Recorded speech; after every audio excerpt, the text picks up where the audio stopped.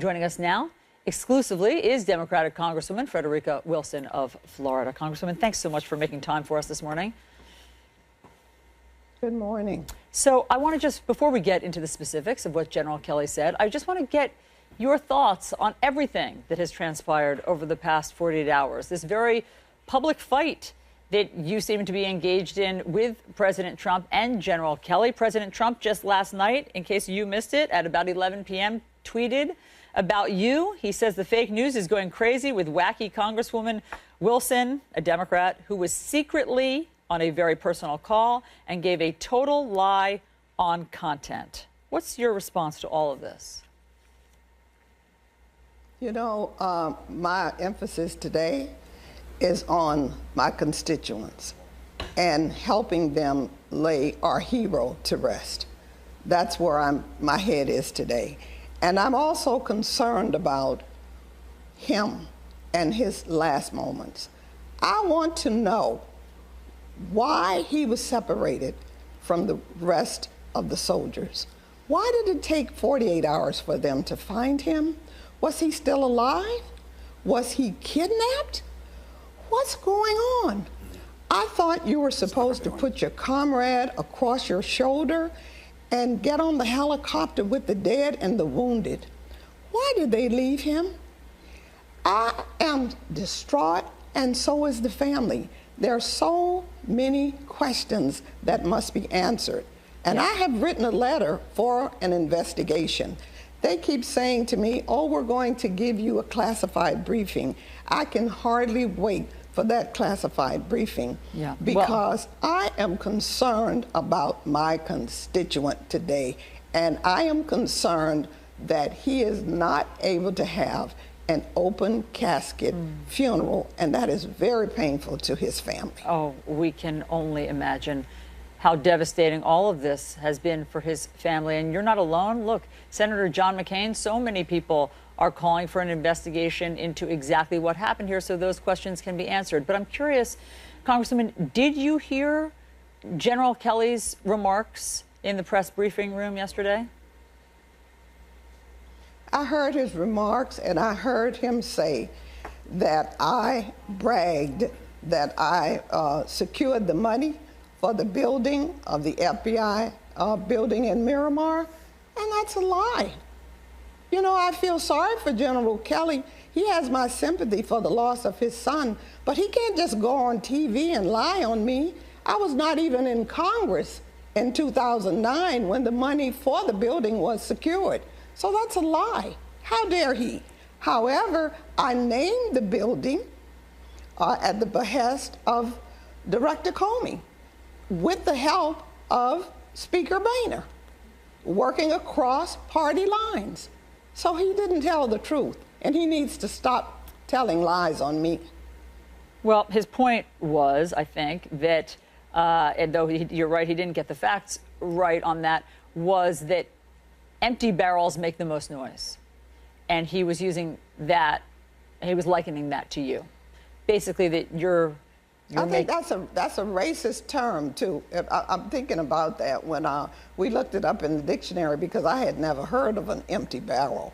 And I don't like to be dragged into something like that. The only thing I want to be dragged into right now is bring back our girls who are the victims of Boko Haram in Nigeria. I have been fighting this fight for almost 4 years. 276 girls were kidnapped from their dormitory in Nigeria by Boko Haram. Boko Haram split, and now one sect is with ISIS. And that multinational task force that was set up by Congress with Cameroon, Chad, Niger, and Nigeria, my constituent was there. Sergeant Jackson was there on detail.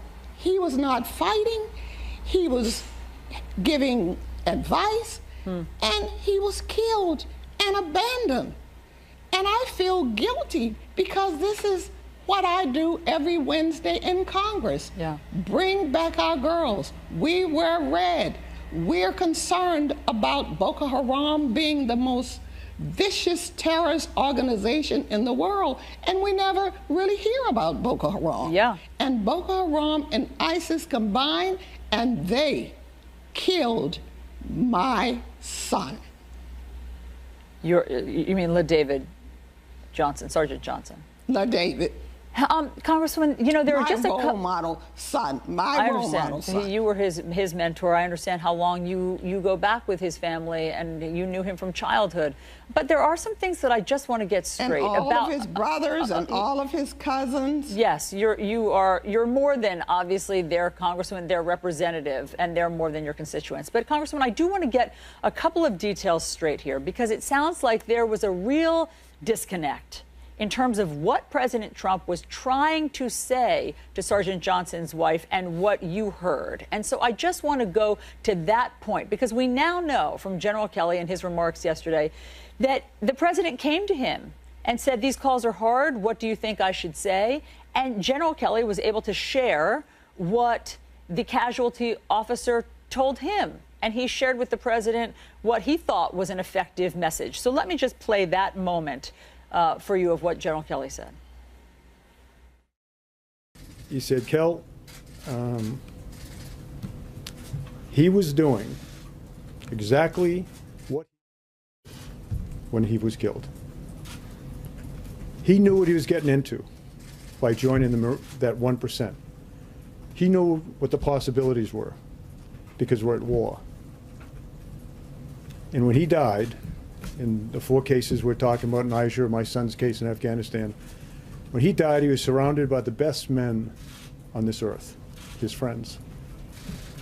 That's what the president tried to say to 4 families the other day.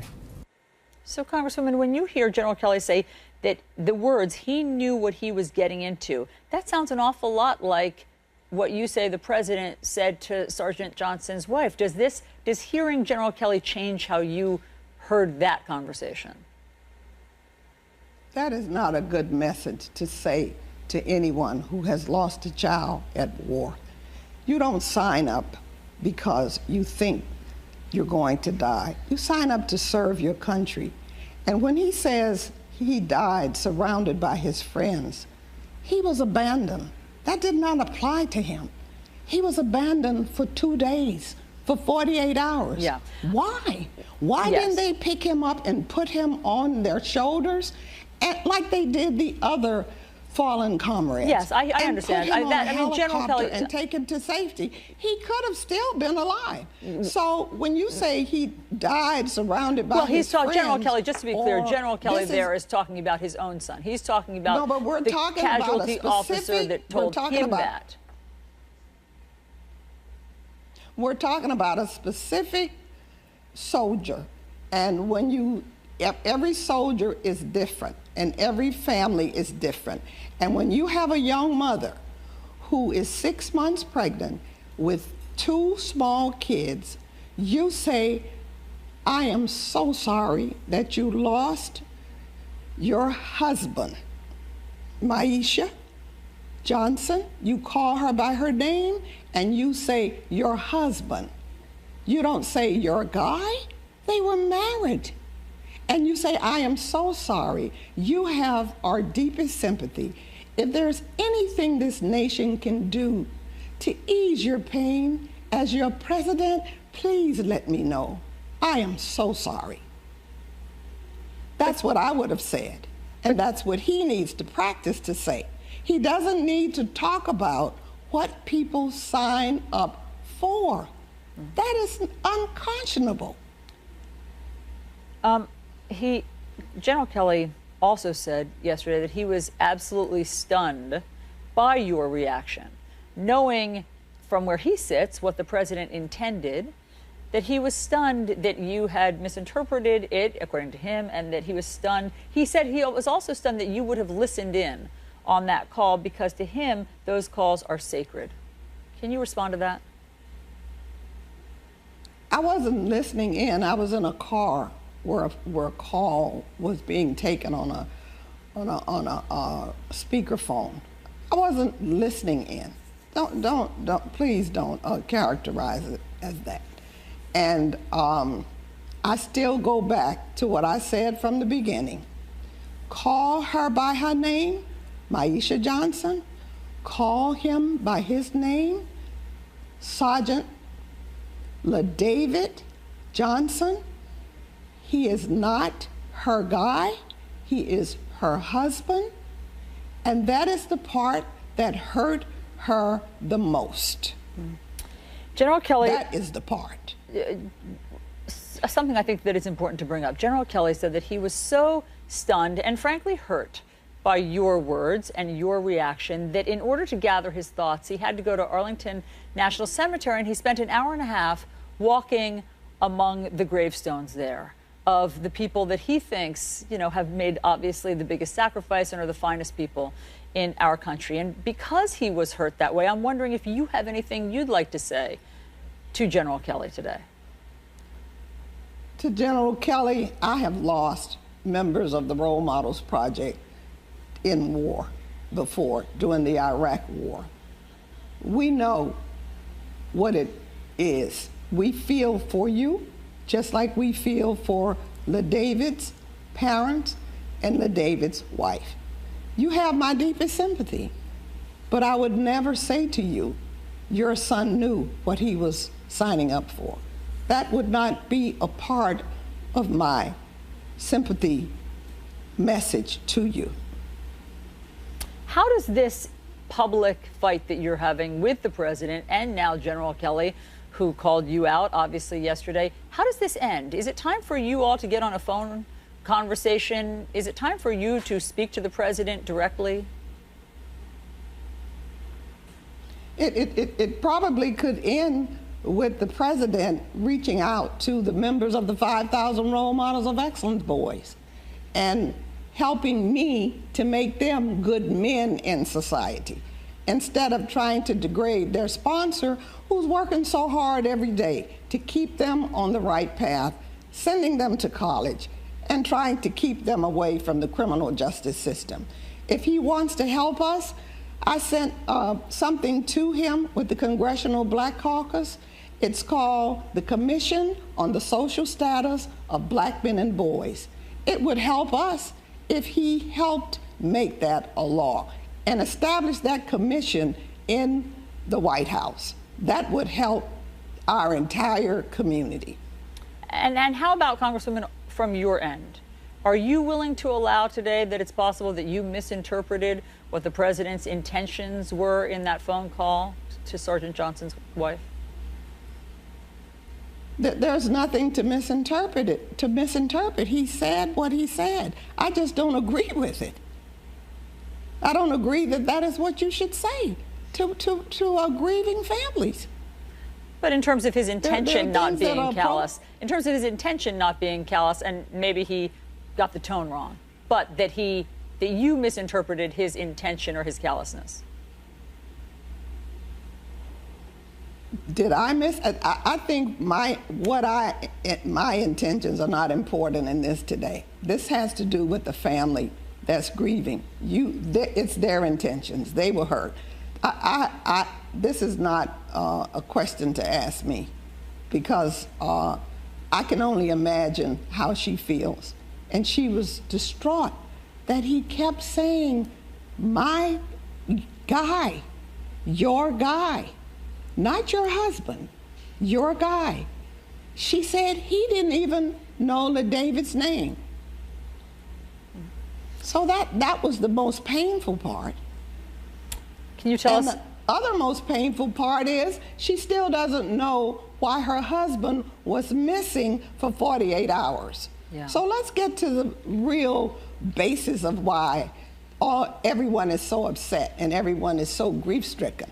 It has absolutely nothing to do with the phone call. It has a lot to do with what we're talking about now. Yeah. Can you tell us how they are today? I know that this is going to be a very tough day for them, for Maisha and her children. This is a very tough day for them. Everyone is trying to get through this.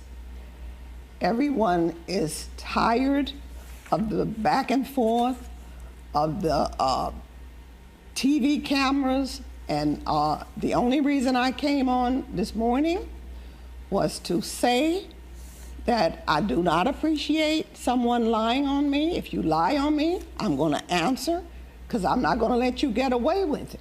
That's the way I teach my boys, and that's the way I live my life. Don't lie on me. And also, we're hoping that very soon everything will calm down and we will watch a new birth, a new baby born to the Johnson family, a new baby girl. We're looking forward to that. And we will be there to support our heroes' family. The 5,000 role models is comprised of thousands of people, all races, creeds, and colors, strong men of honor, who will love those children and love his wife, love his aunt and uncle, love his brothers, love all the little nieces and nephews, and we will be there for them. He is our son. He's our hometown boy. And we're going to do everything we can to lift that family up. And we call out to America to join us as we lift up Srgnt LaDavid Johnson. I know that you're trying to raise scholarship money for his children, and we want to give you an opportunity, or at least acknowledge that you've already raised, I think, $600,000 for his children. Here's the GoFundMe. Yes. Here's the GoFundMe page for his 2 children and the one on the way. Yes, and because we want them to be comfortable and to be able to go to college and live a good life. And they won't have their father to provide for them. So the 5,000 role models is making that happen. And we are so proud of our hero, so proud. And before long, we're going to name a street after him in Miami Gardens. So when his kids pass down that street, they'll say, that was named for my daddy. He was a hero in the Army. He was a hero. He was a Green Beret. I can just see his little son, LaDavid Jr., now pointing that out to his friends. Well, Congresswoman Frederica Wilson, we appreciate you coming on New Day with your perspective on all of this and helping us to remember LaDavid Johnson. Thank you very much. Thank you for having me. I appreciate it.